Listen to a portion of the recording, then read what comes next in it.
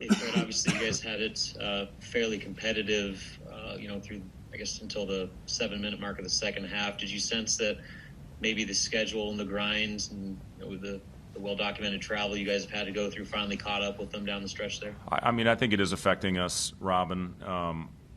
It was still a 2-point game under 6 to go. I think 5 and change. It was still a 2-point game, and then we just completely fell apart on both ends. And when you miss layups and you miss free throws, and they go down and they convert, in those same type of shots, it is a little bit deflating. And then, to answer your question, there is a sense of fatigue with our guys right now. We're trying to do everything we can. Most of them will go back and sit in the cold tub tonight. That's what they did. After Penn State is as soon as we got to the hotel in Maryland, they all got in the cold tub and in the ice tub, and it's just trying to get them moving in stretch sessions right now to try to fight through this crazy stretch that we're on. But I thought our guys battled. I thought they played hard. I didn't think it was an effort thing tonight. We just really struggled to get anything going. I thought we stood around too much, especially when things got tough. When you move like we have been. We've been pretty darn good. The Illinois and Penn State game, for the majority of it, were as good as we've been. But, these last, 7-8 minutes of games right now, I think we're wearing down, and I do think a lot of it is fatigue. All right, next, Chris Bessnett. Hey, Fred, do you have any update on Derricks' situation with him not playing in the second half? And also wanted to ask the decision to maybe play a little bit smaller lineup those last 7-8 minutes, too. Yeah, nothing too much, Chris. With Derrick, he wasn't feeling well. He wasn't feeling right. So we made the decision to hold him out, and, we'll evaluate him again tomorrow.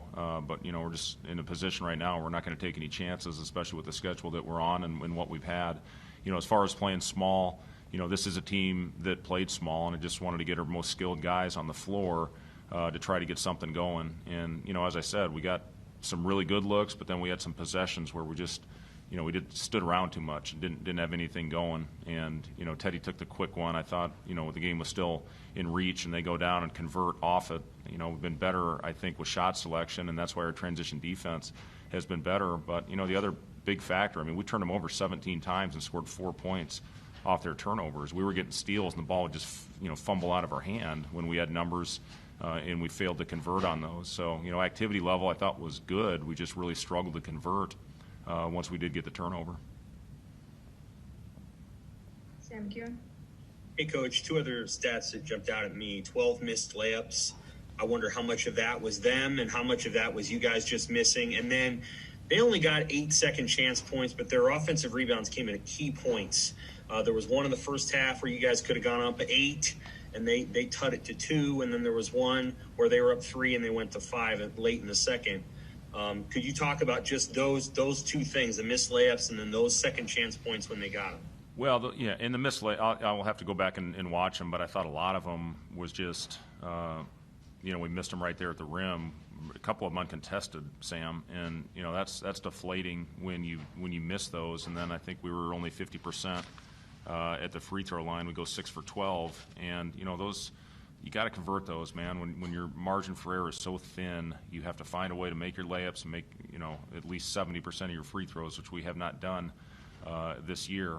But that was, if you can get those, obviously at the rim, that's what you're looking for. It's the highest effective field goal percentage shot on the floor, and we just we really struggle to convert them. What was your other question, Sam? Sorry. The offensive rebounds. Oh yeah, the rebounds. When they got their second chance. Yeah, they were huge. They only got 6 of them, but it seemed like they hit threes. I think on 3 of those shots, or 2 of them at least, and they were at critical times. But as small as we played, to only allow 6, that's a big factor. We just missed so many shots on the other end. That's why. They out-rebounded us by so much. Thank you. Dr. Robin. Fred, you mentioned fatigue kind of starting to set in. Now you got to turn around in 22 hours, play these guys again. I guess what goes into preparing for a Big Ten opponent in back-to-back games? It's obviously pretty rare. What's your guys' plan for the next few hours here? Yeah, it's especially rare when you've gone through what we have. I'm not sure there's ever been anything like this, to play this amount of games in a short amount of time, after coming off, the break. And I know we've talked a lot about that. No need to harp on it anymore. But, it is something we got to find a way to not let this linger, and if you let that go into tomorrow's game, it can get ugly pretty quick. When you play the back-to-backs, it's all about rebounding, finding a way to get yourself back. The concentration level. We'll watch an edit on, things tomorrow, make some adjustments, and then hopefully go out and play well and knock down shots. But it is our guys they're completely exhausted right now, and we got to find a way to muster up the energy, put this one behind us, and give everything we got. And then we get 48 hours off, which is going to seem like a month for our team heading into the Purdue game. And then I think we get 2 days off after that one before we finish off with, every other day again, all the way up through the Big Ten tournament. So just got to find a way, Robin, tomorrow to come out and play with great energy, find a way to convert when we have opportunities, and give everything we got, leave it all out there. All right, back to Sam. You want Delano to keep staying aggressive on those three-pointers when he's open? I know he hasn't had the easiest year shooting, but you want him to keep shooting those? Well, it was good to see him. I mean, he knocked down his first two, and, we worked on it this morning at the shoot-around after we got done, was just really working on that shooting pocket. And I thought he did a good job getting to that early. One of those was a desperation three at the end of the clock. I think he was 2 for 5, if I'm not mistaken, overall. So, really 2 for 4 with the desperation shot. And, I thought when his feet are set, yes, to answer your question, Sam, we do want him to shoot those. And, a lot of it's the experience of getting those looks. And when his feet are set, the ones we don't want are the ones obviously off the dribble or when he's contested. But, yeah, when his feet are set, we're comfortable with Delano shooting those. All right. Last question for Coach Jacob Dia. It seems like there's a little bit more stagnation, particularly in the second half, than we've seen in the last couple of games.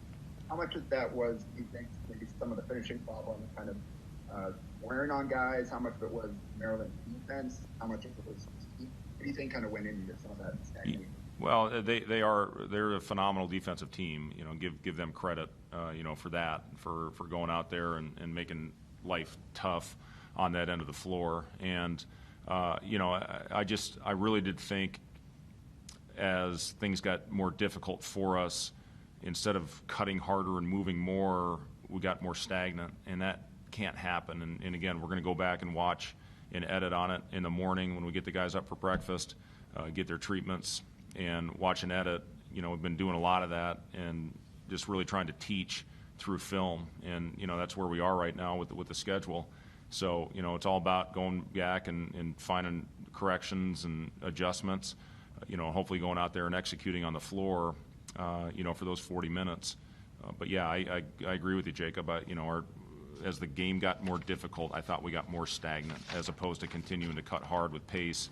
And that's where we've had success lately, and that's where we've had our good possessions is when we get our movement. I think you go from 19 assists in about 30 minutes the other night, to under 10 tonight. So that shows our movement wasn't where it needed to be.